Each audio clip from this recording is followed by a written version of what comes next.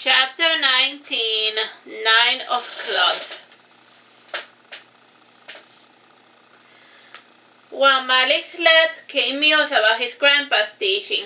The modern woman expected, no demanded perfection in the bedroom, and they were fond of power plays and of punishing men for the sins of their ancestors. And if you were lucky, you found a woman looking for an equal partner, but most men had to content themselves with being doormats.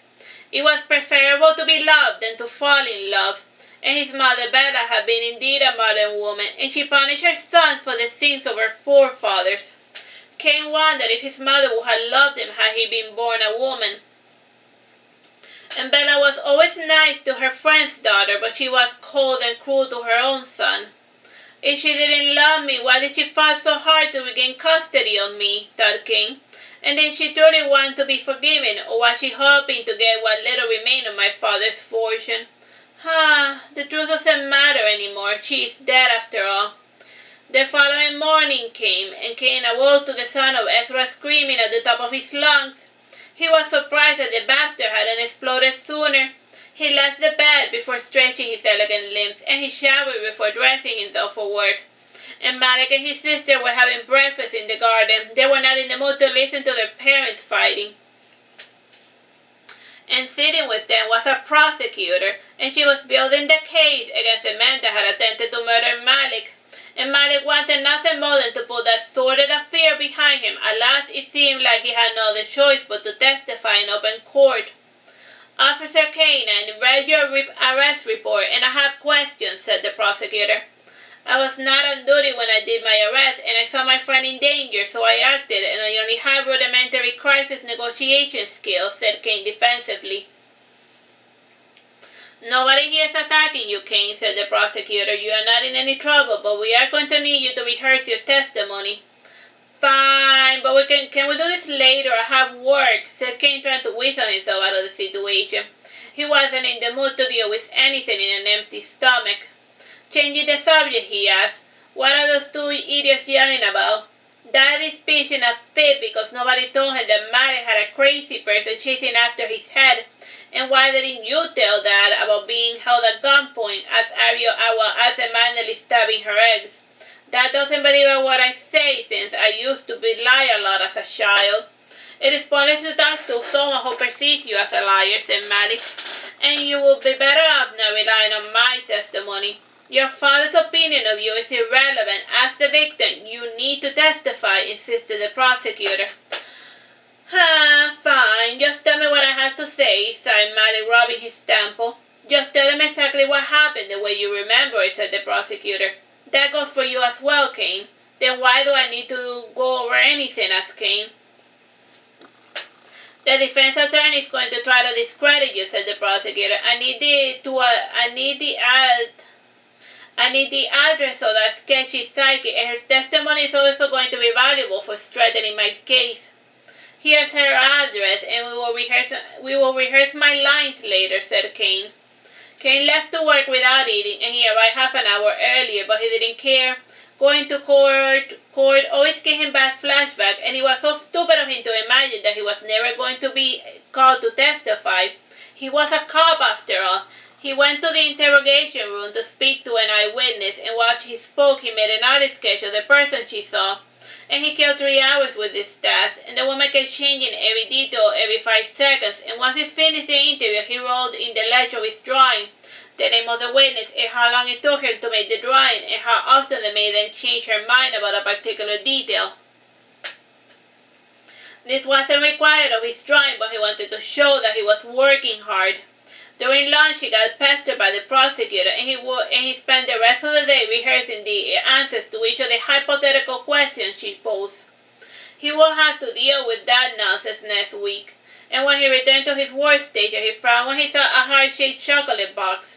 And the letter was open, and some of the chocolates had been eaten, and clearly one of his co-workers had been rummaging through his workstation.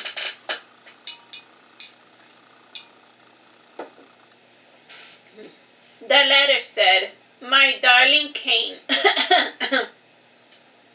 My darling Kain, I am sorry, please forgive me. I was having a bad day, and it wasn't my intention to take it out on you. And I don't have a lot of friends, and I don't want live without you. Please forgive me, signed Oberon.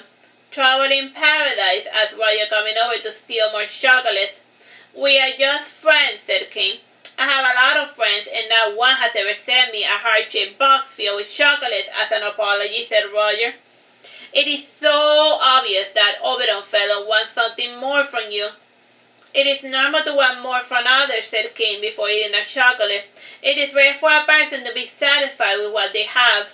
And how is your sister, by the way? She found a new person to torment, said Roger. That new relationship is not going to last. She has a bad habit of becoming enamored with anyone that rattles her cage the way she likes. Chemistry is not enough to sustain a relationship, said Kain before taking another piece of chocolate. Have you slept with anyone after my sister? Asked Roger. No, I haven't been in the mood, said Kain, stating a fact. That's good. Adeline will be happy to know that you're still not over her, said Roger, laughing. You can tell her whatever helps her sleep at night, said Kain dryly. Roger left Kain to his own devices, and with nothing better to do, Kain went on patrol, and as his luck would have it, a crime happened in his general vicinity. Someone had stolen a minivan, and a bride was in the back seat. A vehicle matching the description flew past Kain, so this gave him the probable cause to chase after it for speeding.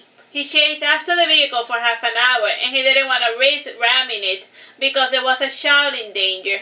The minivan left the expressway when it hit a traffic jam, and Kain hurried the minivan towards Flagler Street, and instead of escaping traffic, the criminal found more. The perp fled on foot, and Kain swiftly followed after him, and once the target was within range, Kain fired his taser gun, and he read the criminal his right before stuffing him in the backseat of the car. With that problem resolved, he went to see about the child rotting in the backseat of the car. The child in question was a fat baby, roughly 6 months of age, and he only started crying when the van came to a stop. And Kain looked about the van until he found a bag with supplies, and he held up a baby bottle filled with water. The kid accepted the water, and once he was hydrated, the baby started crying again.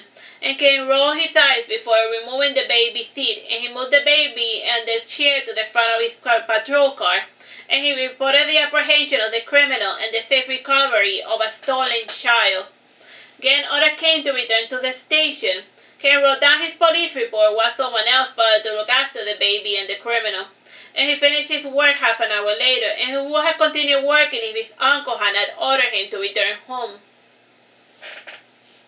His job was at least secure for the time being. He drove home, and since he had left an hour later, the 5 p.m. traffic had got him, and he didn't arrive home until 6. He was happy to see that somebody else was cooking dinner for a change. And he took a long, relaxing shower, and he returned to the living room while sporting a lime green pajamas. During dinner, he didn't speak much. His father ranted about his work and his girlfriend, and Esther talked about a cruise she was planning to take with Lorraine and her sewing circle. And before going to bed, he listened to his father play the guitar. And around 9, he went to bed, and he tried to sleep, but he wasn't able to. He felt anxious for reasons he didn't want to understand. A week passed after this incident, and Kain's friendship with Oberon grew strained while he grew closer to Malik. And Oberon kept finding excuses not to see or talk to Kain, and since he couldn't control the lust he felt for Kain, he felt that the easiest solution to the problem was to completely disengage. Oberon fancied that as soon as he got himself a boyfriend or a girlfriend, he would be able to go back to being Kain's friend. Alas, finding a proper mate in Miami is often difficult, especially if one keeps looking in all the wrong nightclubs. This Friday, Kain had to testify in court, and he had rehearsed all his lines of all his responsibilities. As a cop, this one was the one he most detested. He waited his turn while sitting in the aisles, and he had his arms folded in order to mask his nervousness. Malik gave his well-rehearsed speech, and he almost had a smile painted on his face while he spoke about getting clobbered by a bat and then later held at gunpoint by the same assailant. The defense attorney tried to poke holes in his story, and when that failed, it was time to attack his character. Are you an alcoholic, Malik? Asked the lawyer. Define alcoholism, said Malik, dodging the question. Answer the question, said the judge. I only started drinking in excess after the man tried to kill me, said Malik, pointing to the defendant. No amount of liquor will ever suffice to make me forget what he did to me.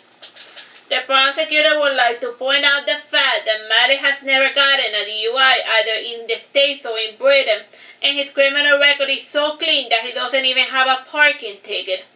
The prosecutor submitted as evidence Malik's diplomas and various sporting awards, and at the end of her tirade she said, "You cannot be an alcoholic and an A student." Some of us, the members of the jury, nodded in agreement, and then it was Kain's turn to testify.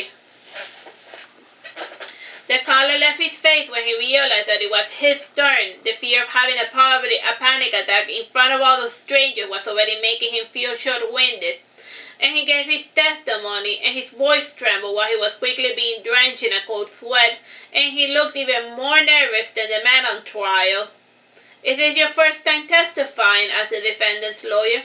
"I had testified in court before, and though that was many years ago, my grandpa and my mother were in a custody battle over me, and I testified against her," explained Kain. "It must have been difficult to testify against your own mother," said the lawyer. "I suppose," said Kain, "but I do not see what that has to do with anything." "Is this going anywhere?" asked the judge. "I am merely trying to understand why you look so nervous and why do you stutter," asked the defense lawyer. "Do you often find yourself nervous when performing your duties as a police officer?" "It doesn't surprise me. You are a rookie cop after all." "Objection, Your Honor. She is badgering my witness," said the prosecutor. "Jury, another defense lawyer's last statement," said the judge. "Officer Sanson, what was your mental state when you encountered the defendant?" asked the defense lawyer. "Were you nervous? Were you afraid?" "I wasn't scared or worried. This was a scenario that I have been trained to address, and there's no need to be afraid of a problem that you know how to solve," said Kain, more self-assured. "Did you ingest alcohol before engaging my client?" asked the defense lawyer. "I was off duty, and at a party I had a couple of pints, nothing more, nothing less," lied Kain. "And he hadn't drank anything," and he added, "I am only human." Kain endured this character attack for 20 minutes, and when it was finally over, he stumbled out of the court to find the nearest bathroom. He emptied his bowels, and he sat in the bathroom floor wearily, and he picked up his cell phone to call Oberon, and he heard the cell phone ringing. Oberon had followed him to the bathroom. "Your grandma visited me the other day, and she told me that you were pretty sad because you thought that I no longer wanted to be your friend.